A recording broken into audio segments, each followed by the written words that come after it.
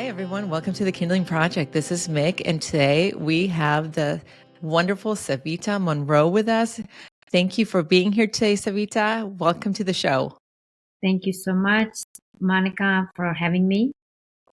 It's wonderful. I love reading about you. You're such a serial entrepreneur.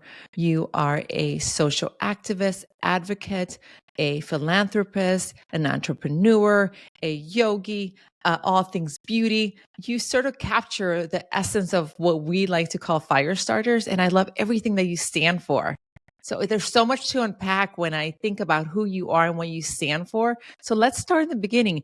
I read somewhere that you moved to this country at the age of 12. Is that correct? Yes, 12 and a half. Yes, around that. Okay, so can you tell me about that experience and what was that like? At 12 and a half, I was just a teenager coming into teenaging years. It was a little bit difficult to begin with, just because I didn't speak any English at all. We had to get some English lessons when we moved to the country, and it was a difficult ride because I didn't understand the language, I didn't understand the culture, what is appropriate, what is not appropriate, and I was coming at the age of where I guess that's when puberty and dating and all of those things happen Yeah. at that time in middle school. So, I went to all girls school in India, and boys and girls were not something that they mixed together in that country at that time. Hmm. So it was challenging because I was the only person of my culture and my background in the school. Yeah, I mean, I can really, your words really resonate with me. I was 8 when we moved to this country from Honduras. I remember walking into the school. Now, I had siblings, so I wasn't the only one in the school, but it felt very isolated and very much like an island. And to your point, like not knowing the language and being dumped right into a classroom is really intimidating. And even remember going through ESL classes. And as you know, as you're learning English, we're bound to make mistakes. And I do remember being made fun of. One of my earliest memories moving to this country is doing a spelling test, and I had to spell Washington. And I think I was maybe 3 weeks into school. Didn't know how to spell it. I misspelled it. And living in Virginia at that time, people thought, of course, my peers, the kids thought it was so funny. And like, how could I possibly not know Washington? The capital and the first president. But I really just didn't know. And it was sort of traumatizing. Did you experience a lot of those moments yourself? Yes, yes. I still remember it when I was supposed to write a book report, Hmm. not knowing the language, not really reading any books at the time. I wrote a book about Cinderella. I read Cinderella, book and wrote about that because I didn't know, I couldn't comprehend that well at that time. So I Okay. still remember that, kind of traumatized me that when I think about it now, that, oh my Yeah. God, I cannot believe I was in seven and, 12, I guess the seventh grade when I came here, that Hmm. I wrote about Cinderella. Yeah. So it was a little bit intimidating. And of course, being in a culture where I was in all girls school and girls and boys were not together, and being in a class where there were boys and girls in the same classroom. So I was very much shy. And, I feel like I was made fun of just because I was different, and my hair was really short when I came Mm, here, because in India, short me hair is too. is really great because you look like somebody who's not, is not the normal person in India. So you Uh-huh. try to stand out that way by cutting your hair short. So I looked like a boy when I arrived in the country. And even I still have a picture of me when I wore like short hair. I had t-shirt on my first book picture. It said striker on it. So I was like, oh my gosh, yeah, it did. It was a little bit intimidating, and all the girls are at that time were wearing makeup and shaving, which my parents, I never knew about shaving as Mm. when we arrived here. Like, we were not allowed to shave. So it was an adjustment, and nobody taught me anything, when I arrived, that this is what I'm going to be getting myself into. Oh, I can't imagine because even though I was 8, I think your age is much tougher. That coming of age, to your point, is so transitional for young kids, and these young people are thinking they're older than they are. So, my heart feels for you. I can imagine? But you navigated, you sorted through it, and excuse me, are you the only child? No, I have siblings. I have two older brothers, and I have an older sister and a younger sister.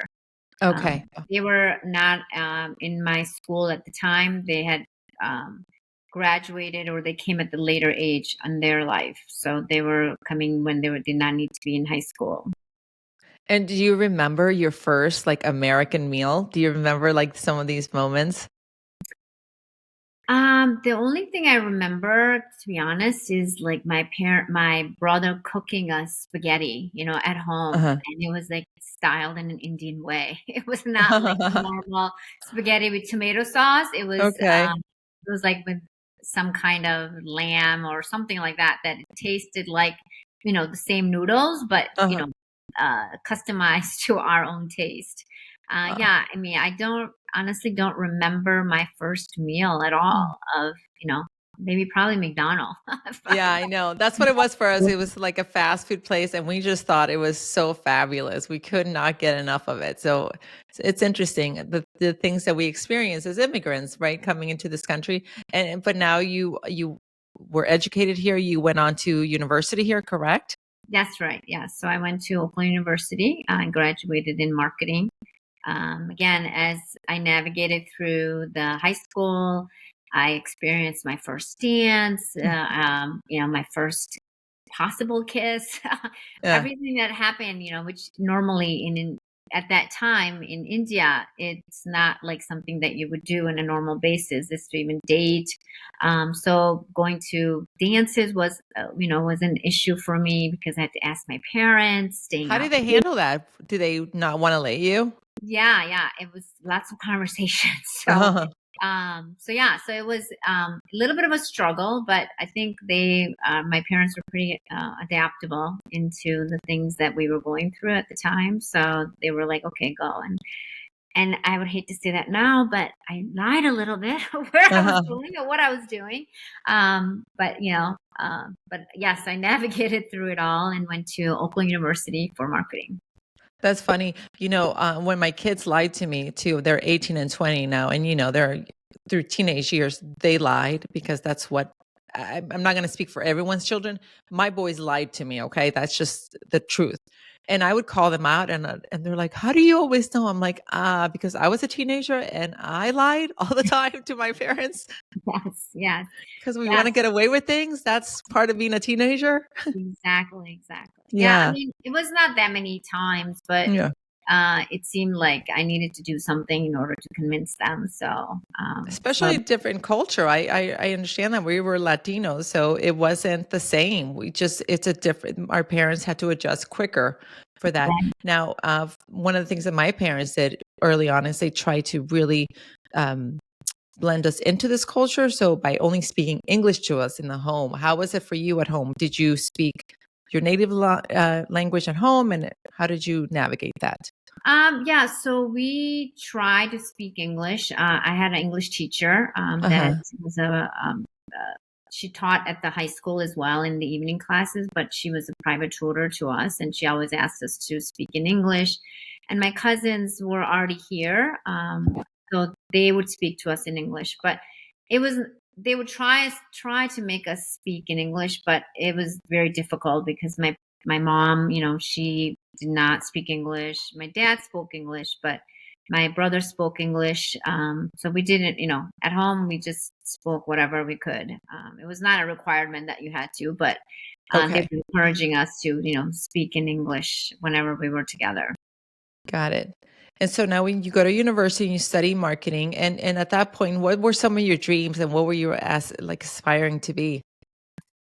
I because my uncle was a doctor. I My dad pushed us for education, and like, oh, would it be nice to be a doctor? So Mhm. my whole time I'm thinking, oh, I want to be a doctor, I wanted to be a doctor, but it was not something that I was passionate about. And marketing is something that I wanted to do because I felt like in our culture, marketing is not something that we're good at, that we are able to do it successfully. Hmm. So that's why I kind of leaned toward doing the marketing part of it. And you did it very well for a long time, correct? Right, Yeah. correct. Yes. Yeah. I ended up, going into product development, which required you to market the product to Mm. your clients. So it all kind of intertwined once I started my first journey of being a buyer and creating product for a store called Winkleman's, which I think people with my age would know what Oh, that was at that time. and how was corporate landscape for you back then as far as did you find that there was a lot of representation in women or women of different color, or were you really felt like you were a loner in that end too? Did you? Yeah, so in the buying and fashion industry, basically there are a lot of women, but mostly the women that are there, men are always on the top. So uh, I didn't see any women at that time that were like the CEO. They were at the like merchandise manager part of it, but not like Okay. top. They were still, men on the top of the organizations that I worked for. So I saw my representation, but not my culture. A brown person, not Hmm. a lot of color at all, but a lot of definitely a lot of women were in the fashion industry. Okay. And so then you progressed to working for, you've moved on from that company, from retail, correct? Yes, yes. So Yeah. from doing, buying, I went into manufacturing. So, being a buyer helped me to understand that landscape as, when you are manufacturing, what you have to think about as to what to create as a product. So I went from being a buyer, actually going to the manufacturer and purchasing goods that would be great for the target market to manufacturing actually, and then learning about the lean methodologies that go into running a warehouse, a manufacturing plant, all Hmm. the way to China. So I understood a lot of that went through to create a product from discovery all the way to marketing it to your customer. So I Now, went did you from get to buying. travel a lot? Yeah, yeah. So I traveled all most of my life. I traveled to New York a lot, and I traveled around the world. I've been to Australia. I've been to Netherlands. I've been to Germany. Many places. Turkey, Israel for manufacturing. And we also opened doors with because I was a product development in product development, so I worked with sales a lot, and we would Okay. come up with ideas on how to open up uh, the product into different countries. So we would have to understand the country, their culture, Mm. and then create the product according to that country. So yeah, so I went from buying to marketing to manufacturing, and today I'm none of those. That's crazy. So I know, Savi, that's what's interesting about you. You've pivoted so many times. In the process, though, you get married, you have children, you have two grown children now. Yeah. I have two grown children, Chelsea, who is going to be 31 soon. And I have a son who is 27, and they both are in marketing, Oh, but okay. in a different landscape of digital marketing. At that time when I was in marketing, that did not, it was not a thing. A thing, right. So they're both grown up, off my books. They fund themselves and they do what they want to do with their lives. So they're both of are not married. and yeah, they live on their own. That's and culturally, were you able to raise them with similar values as your own childhood?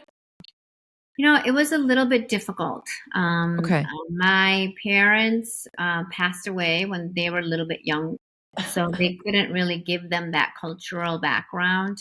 Uh-huh. Grandma and grandpa. I was married to an American, and so the culture was not really there, and I was traveling a lot, so it was very hard for me to be at home and instill that culture because I was with my job and my career.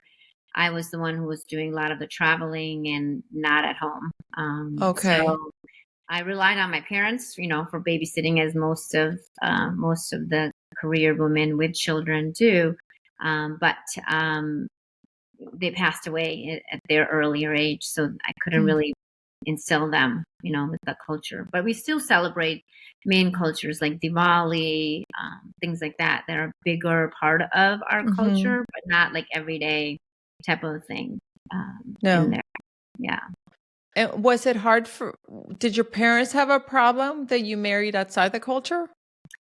Um, Not really, because at that time when we came here, it was Mm. really hard to find a person in this country Mhm. to marry. And I never thought of myself as like I have to marry an Indian person.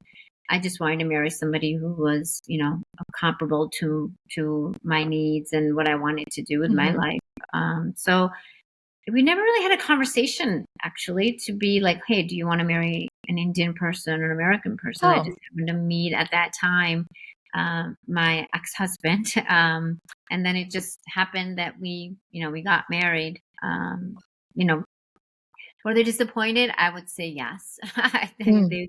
they wish that I would be marrying Mhm. somebody from my own culture, but it was not anything that made it so difficult at all. Well, yeah, I mean, I think that's a rare. I think that it sounds like your parents were actually quite progressive in that sense, because I know many Indian women our age who, parents really sort of at least try to force their will on them. Not that necessarily the parents always want, but I find that now, as we raise our children, it's definitely very liberal and more open minded to just be in love and be happy. That's all we care about, right? Less about the color of your skin or what religion you're praying to.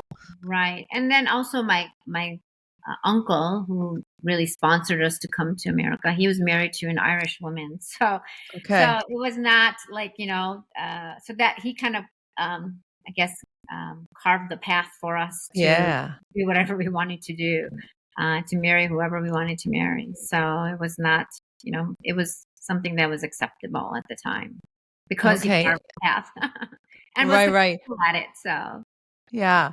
And Savita, you mentioned that several times you mentioned that you were a career woman. You were very much focused not only in your career, but also having your children. Was that did you struggle with that balance? Did you have like what many women do, like the ones that are working, they're guilty because they're not enough spending time enough at home, and if you're home, you're feeling guilty because you're not fulfilling all your obligations at work. Did you have to go through all that? yes, because any career woman who's especially Mm. traveling, getting everything, doing all the things that you need to do as being a wife. We play so many roles, a wife, a mother, and being that I was as a senior vice president for product development, having that and reporting, I had people reporting to me. So it was a difficult journey as far as career. And what I learned in my journey traveling the world, women can do anything they have their mindset to as long Mm. as they feel supported. And I Mm. felt supported by my ex-husband. I felt supported with my parents. So if that support, was with me most of the time, but again, I did still struggle, and my kids tell me, well, you were never there at my game, you were never Oh, there for us. So I do hear that. do you do hear From that? my Okay. kids, yes. Oh yeah, from my children, they will remind me, Mom, you were never part of, I'm like, yeah, I was earning money. I had to. The reason you're living the way you're living today is because I worked, Mhm. and was able to give you the life that I couldn't have possibly given you if I did not work. So yes, I was career focused because I felt like that's something that I needed to do, not to just to prove to my parents, but prove to myself as Mhm. well that I can do it. Being an immigrant and coming here in a different country and succeeding. So, and it's in our culture, it's the kids who make the parents proud, Right. it's very much a cultural thing where, you are doing things to please your parents. You're becoming successful because you want to be successful for your parents. Mhm. It's not, it's like more of that. It's like you owe them that success because they sacrificed their life, their dreams, their things that they wanted to do in order to give you education and give you all that you had. So, That's so true. so my whole goal was to be, to be for them to be proud of me. Yeah, well, I am sure you surpassed all their dreams and made them extremely proud. But to your point, it is one of those things where um, it's hard when to start defining, am I living my dreams for my parents or for myself? And knowing the difference. And that sometimes, I think sometimes we get wrapped up in living someone else's dream or filling someone else's box to make sure when sometimes we're navigating it and not really doing it for ourselves. But to your point, like you said, you actually enjoyed your career. You're very much learned a lot from it. And I think for your children, they probably will not quite appreciate the lengths that you went to until one day, if it's in the cards for them, they have children. And then they see, I think that was the first moment I realized when I had my own children, like, oh, now I get my mom. Oh, now I understand the choices she made. um, it's hard to really understand that until you're presented with all that is having children. Yeah, I totally agree with you. I was the same. I did not appreciate them as much until I had my own Mhm. kids and I had to rely on them for, like, I would be at work, they would meet me at the doctor's office. We will do the checkup, and then I would go to work and they would go home, take my daughter or my son Yeah. with them. So they always would meet me. I could always rely on them to spend, the kids to spend the night there. I always, felt safe. So yeah, you don't appreciate it until it happens to you, I think. Right, right. And so it sounds like your career was going amazing. Like your VP, senior VP, why give it up and why pivot? Yeah, so, this is where I didn't give it up. It was a choice that I did not have Okay. myself. It was something that was given to me and said, you're done, Oh, basically. So at that time, I was like, oh my God, I never in my life thought that I would be at that road. I would not, I never thought that I would do anything else but what I was doing. may I ask how old Being you were at this time? So I was in my 50s Okay. at the time. Yep. Yep. So my career was, great. I was enjoying it. I was very active in it, Mhm. successful in it. And then one day, without even, you never think that would happen to you, Mhm. right? When they're like, okay, pick up your computer and follow me. So it's like, oh crap, what the hell's going on? Uh-huh. So yeah, so that was my first corporate awakening of my gosh, it happened to me. So then you're like, because at that time, you had Blackberries Yeah. and I had like no phone of my own. It was like, oh my God, I have no phone. I have nothing on my own. I relied on everything here. I have no emails. I had nothing at the time. So was it All of just my like own. a leadership switch or a corporate shift? What Yes, so it was a corporate switch. It was, company it was bought out Mm, by another company. So it was, they were just, again, as it happens, you see it all the time. yep. Change happens, and they align to, for their shareholders, and and make the profit line and do all the things. and align whatever is going on with with the company Mhm. so that there is synergy between the two companies. So my role was eliminated, and I found myself totally lost. I was like, oh my god, what am I going to do with my life? Of course, they gave me a package and all of that, which a lot of it happens. So thank God that I got the package, because when they realigned other people, they didn't even get a package. They were like, so even though I was maybe one of the first people to go, Okay. I got the best of it all.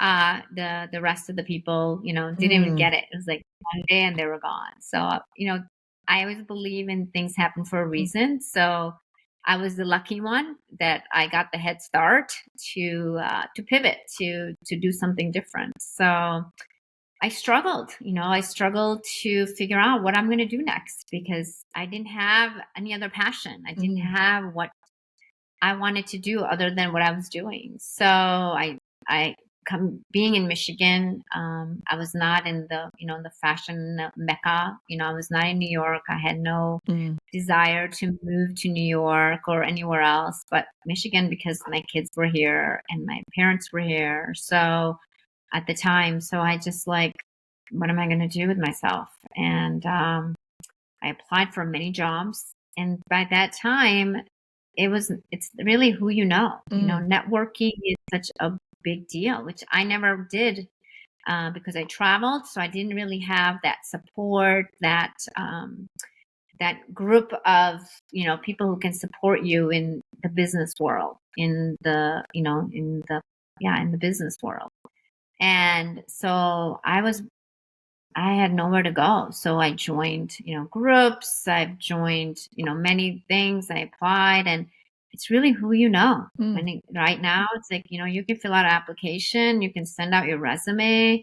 It's all computerized. If you don't have those skills, if you don't have those things that the computer can rate you on, Right. uh, you're never even gonna go. You're never even gonna that your resume is never even going to go anywhere. So if you don't have one skill, you have another skill. It's a whole Right. system now. Um, yeah, so I struggled, and I also, because of networking that my husband knew, I even consulted for a while to another company, and still didn't find that that passion, that release. And then until I talked to my sister-in-law, really, she's like, "What are you doing? Why don't you come and help us?" Basically, and like, I never thought what she was doing was adding any value Oh. to what it is that the world is about. The beauty world, Mhm. and I was like, really, I'm not. I'm not in the beauty business. I don't know anything about it. Um, and she said, I think you can help, because I have my background in, branding, because I Mhm. created brands for many big retailers like Target, Walmart, Bloomingdale's. So product development was in my blood. Branding was in my blood. And bringing life to product, that marketing came to me. And Yep. I said, okay, so all of that experience, all of that, that it went in my head, and I'm like, all right, you know what? Let me help into this, let me see what happens. Uh-huh. So I helped her open up a store, a spa in with for her daughter, my niece, and that happened. It was from branding it, basically decorating it, to everything. Mm. So I created that space for her daughter, and it was successfully launched. And she's like, you know what? Let's do another one. Mm. So I'm like, okay, sure. So then we ended up opening up something that we partnered up with, and I said, like, okay, let me give it a try. So once again, it was a tanning salon. I used my hands to break it down. Mhm. My hands with my brother, who's very good at creating things. We both of us literally, we broke down that whole tanning salon. I still have pictures of it. Oh my God, this was a tanning salon. And opened up the spa together, and successfully launched the store. I contract everything. I had to learn everything about the beauty industry. Once we opened, I felt that I needed to have more of just being there. I needed to have the knowledge. Mhm. And I believe in growing where you're planted. So I felt that I was planted there. And so I wanted to create a space that was not going to be, just a regular beauty salon. I really bringing the wellness to it because we come from a background where there's yoga, Mhm. spirituality, all of those things. And we already knew together that yoga is such a great way to be well. So I opened up the yoga studio within the spa, but I didn't know yoga. Hmm. I didn't know the essence of yoga. So I hired somebody, and again, it was, if you don't know it, then you'll struggle because you can't fulfill. Mm. Being in the service industry and working with other people, I didn't have anybody who can teach a yoga class because a lot of the yogis have their own studios. So I decided, you know what, I'm going to go to yoga. I'm going to get expertise in yoga. So I went to yoga school, got my certification. I'm a yoga RYTU 200. And now I teach yoga. And then once I started to being in the beauty world, and people would ask me a Mhm. question, then I would have to ask my sister-in-law. I'm like, I need to know what's happening in the beauty Mhm. world. I cannot be here every day and not be able to help. And my whole thing in my life has always been helping others. So, helping either figuring out a product or Yeah. anything in their life. I always want to help. So I didn't I didn't take on this journey to say, okay, I'm going to make money at it. I was like, how can I help others? So that's where it started, where I need to go to school. So I went to at 50 some years old, I went to an esthetician school with 20-year-olds, which, I didn't realize what I don't know. Uh-huh. These 20-year-olds were like, I had to remember, I had to take tests, and I was like, oh my God. And I was treated like a kid. And I was getting frustrated because the rules that they had to have for the students there who were there, I felt like it didn't apply to me because I was much older, much Mhm. wiser. You can use your phone. You can do any of it. I'm like, really? I'm running a business. How can I not use a phone? But all of those things apply to me too. So it was a struggle to try to again navigate through going to school, running the business, and trying to graduate from the school. So, but I did it. It all happened, and I learned a lot. And I'm glad that I took that education, became an expert in the two Mhm. things that are very important to me now is the whole wellness. And then I really believe that wellness just doesn't start from the outside; it really is in the Mhm. inside. So branding it, mirroring it together is where we have our studio, which is in Farmington Hills, Perfect Eyebrow Threading Spa and Wellness, where we do it all. That's where it all intersects.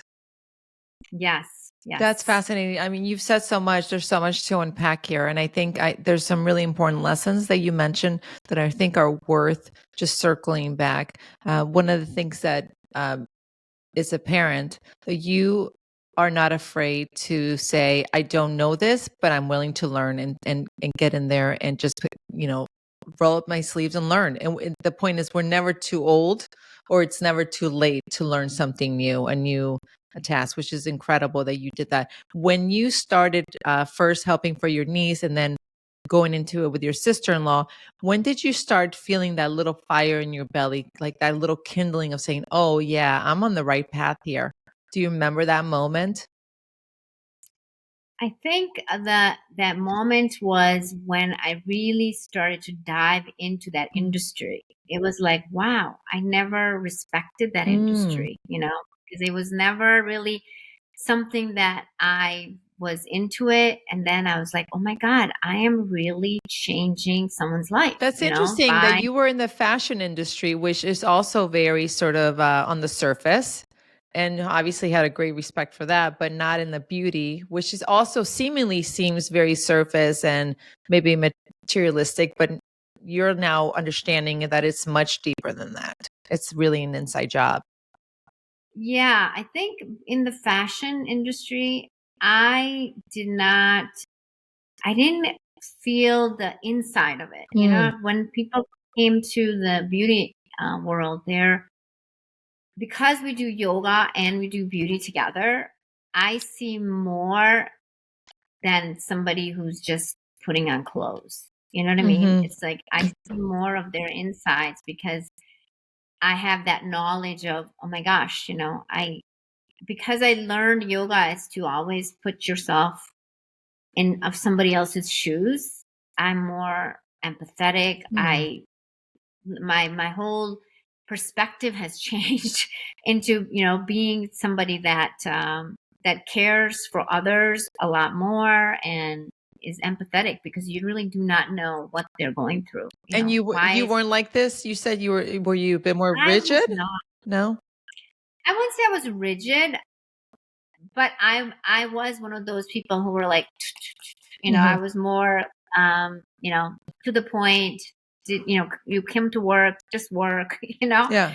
Didn't didn't feel like that empathy was within me at that time. But I felt like now that I've gone through my life, and once you have fallen and you have to Mm. get up, I think you become humble. And in the service industry, you're very humble because you are working on helping somebody else, and it makes you humble to the industry and to what you do because you want to do it the best that you can.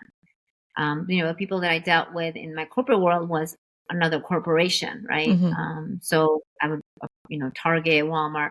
So I really didn't get to be empathetic in a way because it was more about making deliveries, getting the right product. It was not being able to be in somebody's shoes on somebody walking in the store. So it's like going from B to B to B to C, Yeah, right, right? So right. I'm going into really with the client. So But it's interesting, have you thought about the fact that even though in your corporate world you were all about processes and development and QA, so you were checking a lot of boxes to make sure things were systems were very important. But in essence, you went from product development to people development. And that's really the only yeah, transfer. And you really are still using um, the same things that made you successful in product development and branding. You're doing it to transform people's lives. yeah, I would agree with you. Hmm. I think also it's just like every day, I see, when they come in, when they talk to you, Hmm. it's very I just like, oh my God, I love it. It's very rewarding because you get to see it happen right there and then. Can you share When some you're of your developing. best stories or some of the clients that just have blown you away? Yeah, sure. One of the yoga story we had when we just started was a lady who's still with us, Hmm. learning yoga and doing classes, is somebody who's had neuropathy, and she really could not go to a different studio to get that yoga in her. And she was going through a lot with her son, and she had her own struggles, and uh, she would always say, I don't know what I would do without you guys here, doing yoga for her. And I still remember, and tears still come to my eyes when she gave us an angel, like, you're my angel on a Christmas. And I still have that angel on my tree that reminds me every time that, we're doing it for a purpose Mm. to help somebody. So all of our yoga classes are very much a la carte. We help people like get to know their own bodies and help them through their journey of, whatever they're struggling with in their lives. So it's really, for me, that was it. Like, okay, even though if we get one Mm. customer, two customer, whatever it is that we are able to help, we can make that happen for them and help them Yeah, through their, it sounds like you're making a real impact. What's your favorite thing now? Is it the beauty aspect of it all, or the yoga training and working with one-on-one closely with clients? it is both. Because in the beauty, people come to me with lots of skin issues. And because I try to educate myself, Mhm. because learning is forever, right? You can be 80 years old, you can still learn. So Right. I'm still learning. I can say that life is about learning, and I can never stop learning. Mhm. So new ways and new ways to do things. And so when they come to me and I can fix their outer world and their inner world, Mm. to me it's like, oh my God, it's like transformation. I like it both because I can work on the inside and the outside, for their purpose. So I enjoy both a lot, just because it makes a huge difference, being well on the inside and on the outside.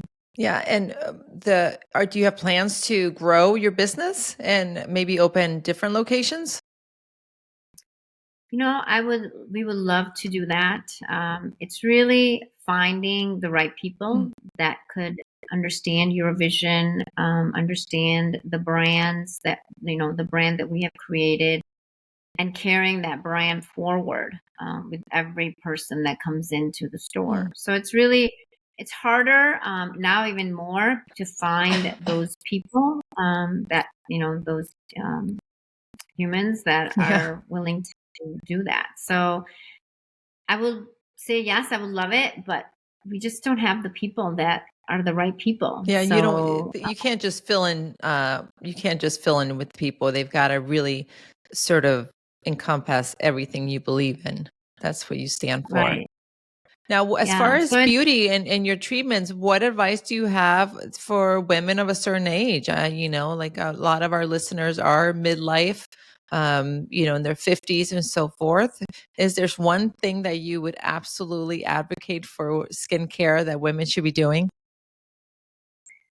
one thing I would say is, sunscreen. Uh-huh. Wear sunscreen, wear sunscreen, wear sunscreen, Yeah. and really get a good, regimen for your skin.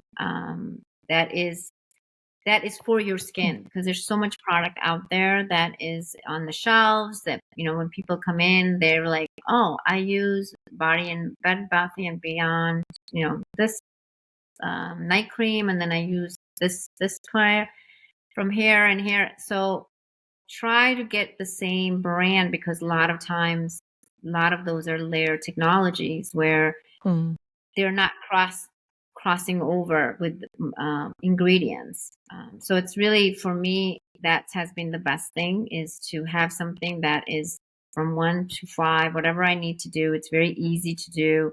Same brand. Same I brand. know that. Yeah, so that's what I would say. It's because a lot of times when you're mixing different, chemicals from different brands, and they don't jive, Yeah, and I'm a lot of guilty of times, that, truthfully. yeah. I mean, if it works for Mhm. you, great. But if you're finding that you're struggling with, um, dry skin or oily skin, it's just you're putting new things and you're trying new things all the time. It really get into that nice routine and keep up with it. Go get facials to make sure that you're cleansing, exfoliating, on a regular Mhm. basis, because after 30, as we all Yes. know, everything slows down. Yes. Everything is very like crawling. So, going to get a good facial, will help to, exfoliate the skin and rejuvenate it. So, yeah, I would say take care of your skin, because skin is the largest organ we have, and we Mhm. really don't pay attention to it until it's too late, really. You're so right about that. You're so right about that. Yeah, teenagers who come in and I'm like, please. And with our culture, a lot of the skin is very dark, Mhm. and they don't understand that dark skin creates more issues. Even though that you are able to go in the sun without burning, you will get, your skin will pigment. Mm. It will be uneven because your melanin is already in your skin and you're exposing it to the sun. So that was my whole goal in the spot too. And women would come in and they would be like, I mean, like, how old are you? Mm. And it's like they don't take care of themselves because they just don't. Most of the women, not even just in our culture, they're busy with their lives, with the Yeah. kids. They're running around. There's just so much that they have packed. Do a wellness day, Mm. make sure that you're taking care of yourself, because as everybody knows, you cannot pour from an empty cup. So take that time for yourself and relax and rejuvenate. Instead of going to possibly pedicure and manicure, do a yoga class, Mm. get a facial, and combine that together is one of the things we do in our spa. So yeah, that's what I would say. It's more than one thing, but Yeah, no, but I love it. I think it's so important, and women need to heed your advice because, to your point, that's one of the things that I am always begging women to do. Is like, I know you have a long to-do list. Can we just add one more line item to that? Can we just add you to that list? And what does that mean for right. you to self-care and take care of yourself? So one of the things that I found most fascinating when we first met and chatted was that you really have this passion for social impact. You are really driven in doing for others and of service, not in just in your business, but really in your nonprofit work. So, can we touch a base on all the amazing work you're doing in that category, please? Yeah, sure. Thanks. I was never, I always just help people, but I never really thought of creating my own nonprofit where I could really make an impact. Hmm. So when we opened up the spa, I just noticed that, there's so many diversity. There's so much. When women come in, they're like timid, they're scared. It just made me want to open up and help women. And we created, with help of my board, Detroit Indian Women's Association, DIVA, which is a nonprofit 501(c)(3) where we help other women, and not even women, but even men as well. We see what we need to do, and we empower them through education. We have 4 pillars of self, which is support, educate, lead, and focus. And all of our activities kind of follow that the 4 pillars that we have created. We support women and educate them.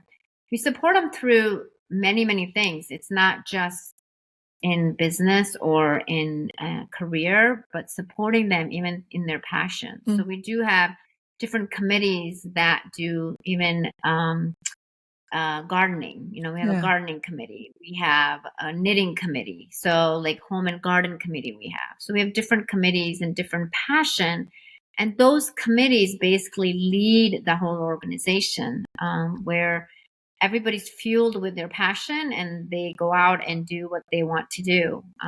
We are an organization that gives back to the community a lot through charity work. So we do homeless projects. We just did a homeless project for a homeless center in Detroit where we went and we cooked a fresh meal for all the Mm. homeless.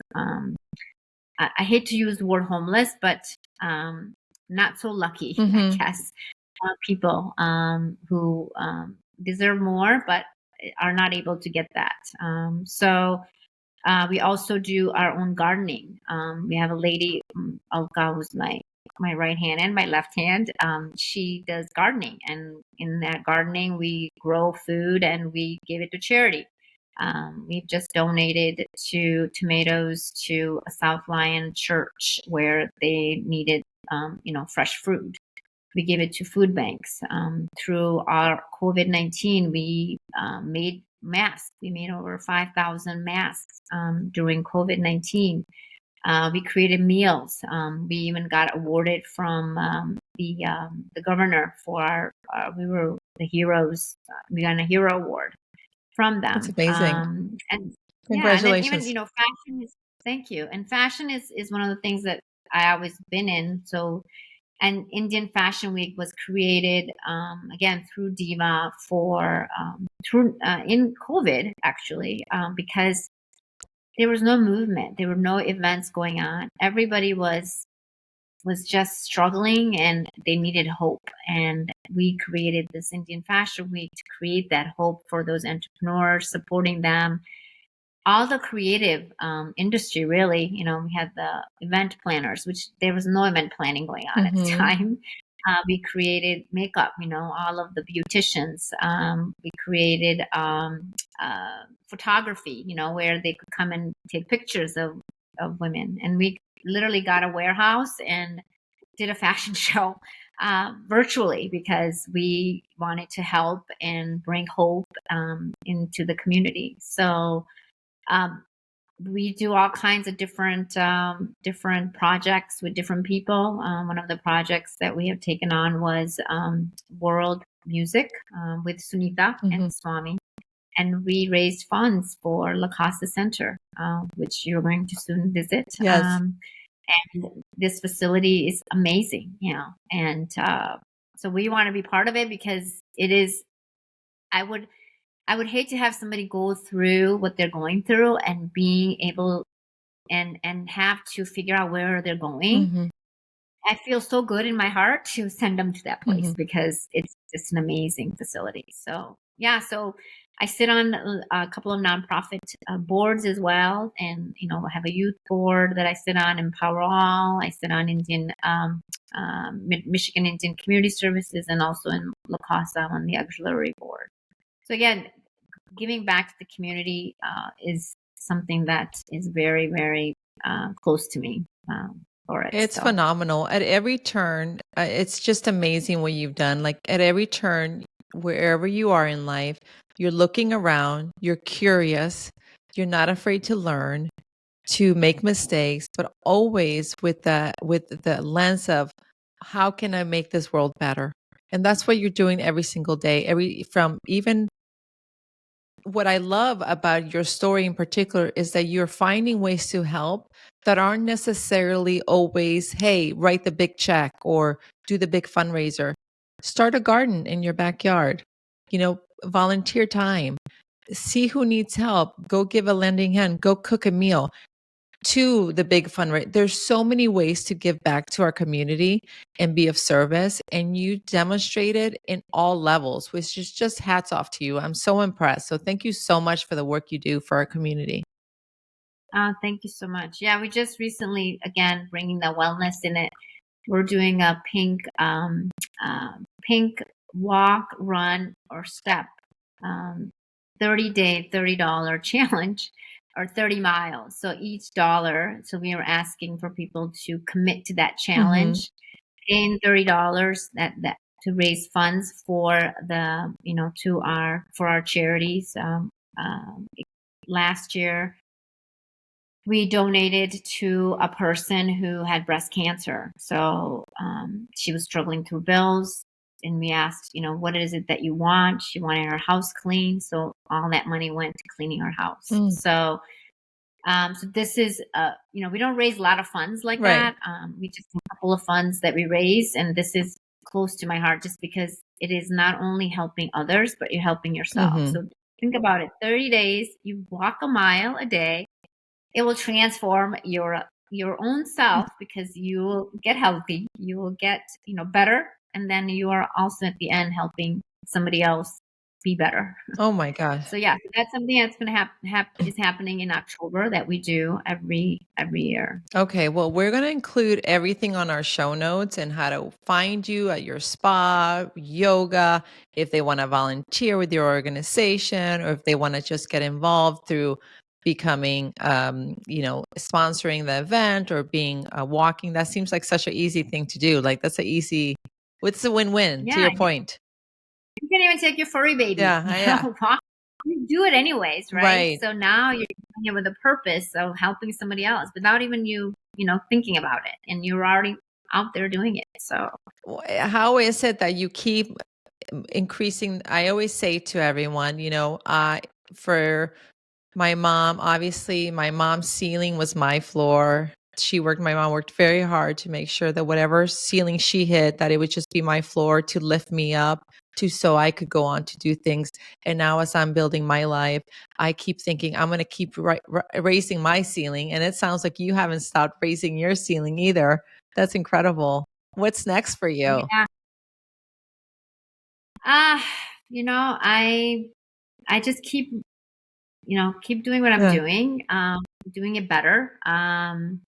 I am going to be entering another pageant. Wow. um, Yeah, so I entered my first beauty pageant in at age 56, and I was one of the third runner-ups, and won an award for People's Choice and Best Dress when I went to the nationals. And that's something kind of just again made me want to go. You know what? You don't have to stop. Mm. You don't have to be 30 years old to enter a pageant and be beautiful. Um, you could be at 50 and 56, 60, 64, whatever it is, the age that you are, you're never too old to do what you want to do, what your passion is. So that's something that I am working on. And, that was my first pageant. I learned a lot about, and you think pageants are very easy, it's a walk in the park. And that's how it's displayed that, Yes, beautiful yes. women walking down the street. And it's not, I saw the women who were there competing and myself, my God, it's a lot of work. You have to work really hard I bet. to do it, I I even to just I like to professionals. believe though by this point, Savita, the women you're competing with, they're a little more there's kinder and more thoughtful, and everybody's just excited to be there versus like being young and competitive, or is it still a little bit crazy behind the scenes? Yeah, I think I would say that it is still competitive, but I feel, the people that I've met, they were very wonderful to Mhm. one another. You go in and you do your thing. Okay. It is really you're competing within yourself, and what you're presenting is yourself. Whether the judges like you, don't like you, it's on them. But you're gonna go with your authentic self and what you believe in, what platform you want to use. What is your aim for even running it? So for me, it's saying that I'm going to be 58 and I can be here. And I don't have to, be shamed or do anything. I am 58 and I'm in a pageant. That's exactly. So And yeah. you're So that's beautiful, by the way. So I can see why you probably win this year. You should. You're amazing. I love that fact. I mean, so many themes to your story. Like it's never too late. Do what you want, follow your passions, get curious, never stop learning, lean in, like pivot. It's okay. Like all these things. And the fact that you're just willing to be better every day, better version of yourself. Just great takeaways. And for the Kindling Project, that's exactly what we're proposing and are advocating for with our members. Like, hey, get curious. What is that little fire inside your belly? How can you feel and fan it? And girl, you are creating so many campfires for yourself. You're such a fire starter. You have incredible things happening. I'm very excited for you. Thank you so much. Thanks for letting me chat and giving me the opportunity to talk about, age is just a number, and you can pivot at any time and can do anything you want to do.